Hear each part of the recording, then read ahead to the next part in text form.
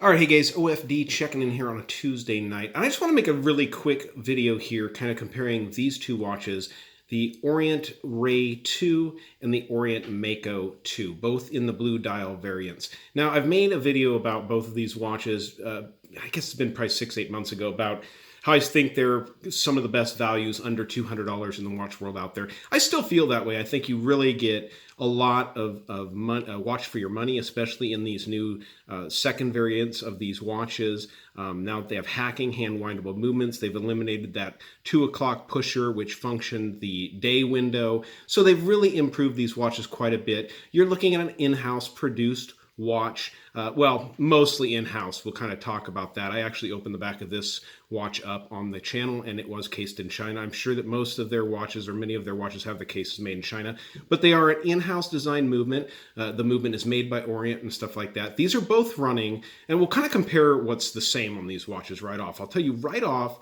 the case is exactly the same on these watches. I'm pretty sure these both come in at 41.5 millimeters. Let me go ahead and measure this one really quick. Yeah, you're looking at 41.5 side to side, not including the crown, 46.7 lug tip to lug tip, and 12.9 on the thickness on these watches. So that's going to be exactly the same on both the watches as far as the case. You are looking at 22 millimeter lug opening on these watches.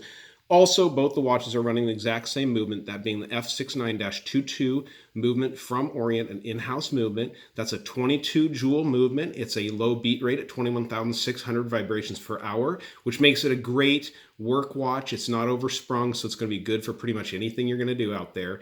200 meters of water resistance on both of these watches, so you can use them for both any kind of water activities, or, probably not air diving. They're not rated as air divers, I don't think, but they are good for pretty much anything out there. Okay, so that's really what is the same on these two watches. Now, a lot of people, it's funny, they go back and watch the video and they say, gosh, I just can't decide which watch I really like. And so I really wanted to take the watches off the bands, off the bracelets, and just get the heads here side by side so you guys can just take a look at them and really get your eyes and your mind wrapped around the difference, especially with them side by side.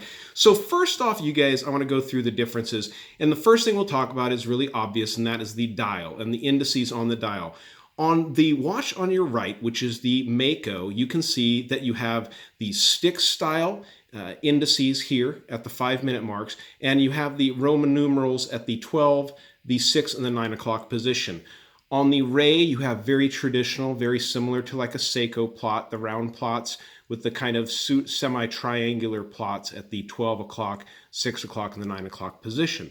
These are all applied on both the watches. They're applied indices, and they are both have a polished chrome around the outside of them. See if you can pick that up there in the light. So they are both the same in that manner, okay, as far as the indices having the chrome around them. Both of the watches have a day-date window at the 3 o'clock position. Now, the hands, the next difference is the hands. On this, you would have what I would consider to be, I guess, sword hands, or somebody called these leaf hands on the Aviate last night. So we'll go with either sword or leaf hands on these. This has kind of more your traditional dive style hands with more of a straighter baton style hand coming to a point here. And then I don't exactly know what you'd call this hand here, but with the kind of a syringe tip, more like what you'd see on a Seiko. The other big difference with the hands, and they look initially the same, but the big difference is that the Ray offers a loomed pip on the second hand going around there, as you can see. That is not an option on the Mako. It has the solid red hand, so there's no loom. That may bother some people, especially if you are using this as a dive watch. A lot of people want to see that loomed pip. I know for ISO it needs to be loomed so that you can tell the watch is still running, okay?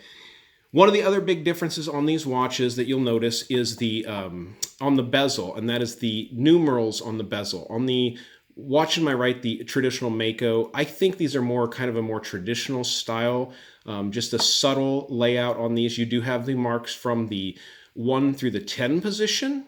On this one, you have the larger plots, the larger numbers on there, and you also have it all the way to the 15-minute mark, the marks on the bezel all the way around. So the big difference is on these two watches, they both have the same logo, the same color dial. Now, in the lighting here, you may be catching a little bit of more purplish in the one on my right, but I'll tell you that's just the lighting.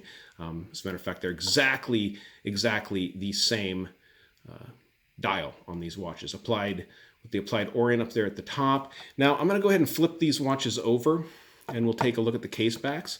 Now on the case back, on the Mako, you have the standard Orient logo here, as you can see. This is the Mako version. You have just the Orient Automatic and the Orient Watch and your part numbers there. I will leave the part numbers in the description of the video so you guys can tell. So that's the Mako.